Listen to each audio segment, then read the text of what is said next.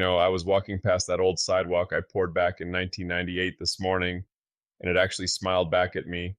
No cracks, no heaving, just sitting there like a stubborn old turtle in the sun. It's a rare feeling in this life when you make something that might actually outlast your own mistakes. Wait, are you telling me you actually have a project that didn't involve a frantic Saturday afternoon trip to the hardware store for emergency repairs? That's the real headline here. Hey, I've had my share of mud wrestling matches with the mixer, don't you worry. But that's the thing about concrete. It's intimidating because it feels so permanent, like you're signing a contract with the earth itself. But once you understand the rhythm of it, it's really just a recipe, a heavy, dusty, back-breaking recipe. It's the backbreaking part that usually keeps people like me at a distance. It feels like a trade secrets club. But we've been getting a ton of questions about small slabs, shed foundations, and walkways. So, today, we're peeling back the curtain. If someone wants to tackle their first pour, where does the real work actually begin? Because it's not when the truck shows up, is it? If you start thinking about the project when the truck arrives, you've already lost the war. The secret, and I mean the absolute gospel of masonry, is that the concrete is just the frosting, the cake is the hole you dig before it even gets there. Most folks think you just scrape the grass off and start dumping bags. But if you want that slab to stay put, you've got to treat the ground like a structural element. You're looking at ground prep. You need to clear out the organic stuff, the roots, the topsoil, the things that rot and shift.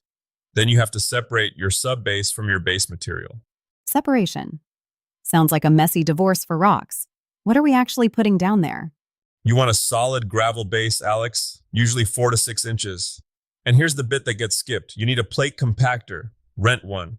It's this angry, vibrating metal beast that hums at a frequency that'll rattle your teeth loose, but it packs that gravel down until it's like a highway.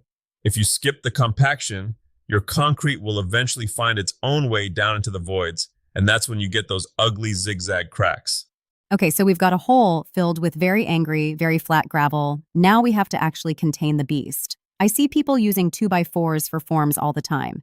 Is it really as simple as just nailing some boards together? It's simple, but it's high stakes. Think of your forms as the mold for a giant popsicle. If that mold is flimsy, your popsicle is going to be wonky. I like to use straight 2x4s or 2x6s held in place with stakes every 2 feet. And don't just tap them in, sledgehammer them down. When that wet concrete hits the forms, it's pushing with a lot of weight. I've seen forms blow out where the wood just gives up the ghost, and suddenly you're chasing a river of gray sludge across your lawn.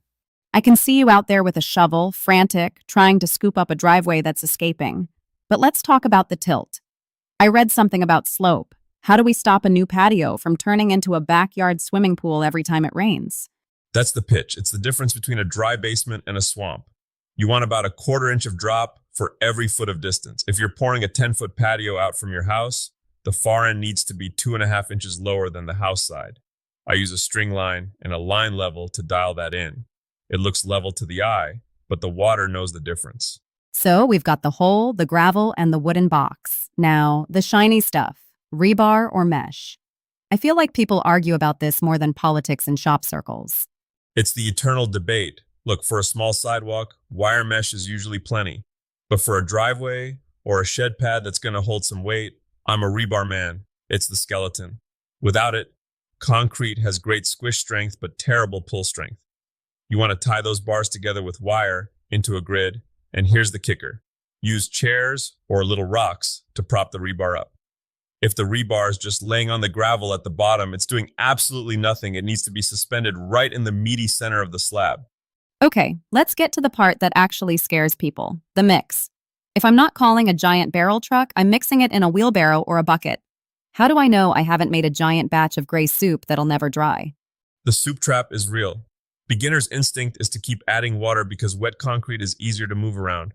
But water is the enemy of strength. Every extra cup of water you add beyond what's needed creates tiny voids when it evaporates, which weakens the final product. You're looking for the consistency of, well, thick oatmeal or peanut butter. If you pull a hoe through it and the ridge stays standing, you're in the ballpark. And I've heard you mention that concrete is actually kind of mean to the person working it. Oh, it's a chemical furnace, Alex. It's got lime in it, and it'll eat the oils right out of your skin. I've had cement burns that felt like I spent the day shaking hands with a radiator. Wear the rubber gloves. Wear the boots. If you get it in your eyes, the party's over. It's a material that demands a little respect for its chemistry. So the mud is in the hole. We've poured it. Now we're in a race against the sun, right? You can't just walk away and have a sandwich. The clock starts the second the water hits the powder. First, you screed. You take a long straight board and saw it back and forth across the top of the forms to level the mountain of mud. It's a workout. Your shoulders will remind you about it the next morning. After that, you hit it with a bull float. That's the big flat tool on a long pole. It pushes the large rocks down and brings the cream, that smooth paste, to the surface. The cream. That sounds like a 70s rock band, but that's what gives it that smooth, professional look. Exactly. But don't get greedy. If you keep messing with it while there's bleed water sitting on top, that's the little puddles that rise up. You'll ruin the surface. You have to wait. There's a zen moment where the sheen disappears and the concrete starts to feel like stiff clay. That's when you get in there with your hand tools. You use an edger to give it those nice rounded corners so they don't chip off later, and a groover to put in control joints. Control joints, is that like a therapist for the sidewalk? Sort of. Concrete is going to crack. It's a fact of physics. A control joint is just you telling the concrete where you'd prefer it to crack. You're basically pre-breaking it in a straight line so it looks intentional. What about that classic sidewalk texture? I've seen people use a literal broom. Is it really just a regular broom from the kitchen?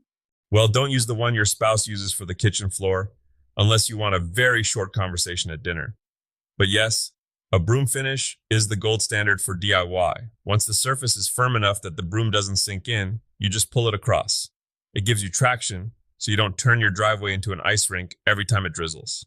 So we've poured it, leveled it, textured it. Now we just let it sit? I've heard you're supposed to keep it wet while it cures? That seems backwards. It's the most misunderstood part of the whole process. Concrete doesn't dry, it hydrates. It's a chemical reaction. If it dries out too fast because of the wind or the sun, it stops getting strong. I've been known to stay out there with a garden hose, lightly misting a new slab like I'm pampering a prize-winning fern. Or you cover it with plastic. You want to keep that moisture locked in for at least a few days. The slower it cures, the tougher it gets. And the sealer? When do we put the raincoat on? Give it a month. Let it finish its business. Then, a good penetrating sealer is worth its weight in gold. It keeps the salt and the freeze-thaw cycles from chewing up that beautiful finish you worked so hard for. You know, hearing it all laid out, it sounds less like magic and more like a very heavy, very dusty ballet. It's all about timing and prep. It really is. My first pour was a little pad for a trash can, and I didn't use a groover. I thought I knew better than the laws of expansion. 2 years later, it looked like a jigsaw puzzle that had been dropped from a plane. I learned more from that one 4x4 square of failure than I did from any manual. But that's the beauty of it. Even your jigsaw puzzle trash pad was still a place to put the trash. You can always try again. That's the takeaway for the folks listening. Don't let the permanence of the material paralyze you. If you're nervous, start small. Pour a couple of garden stepping stones in a bucket. Get a feel for how the mud moves, how it sets, and how it responds to a trowel. Once you realize you can control the cream, the fear of the slab just evaporates. Just remember the rubber boots, unless you want to lose your skin along with your fear.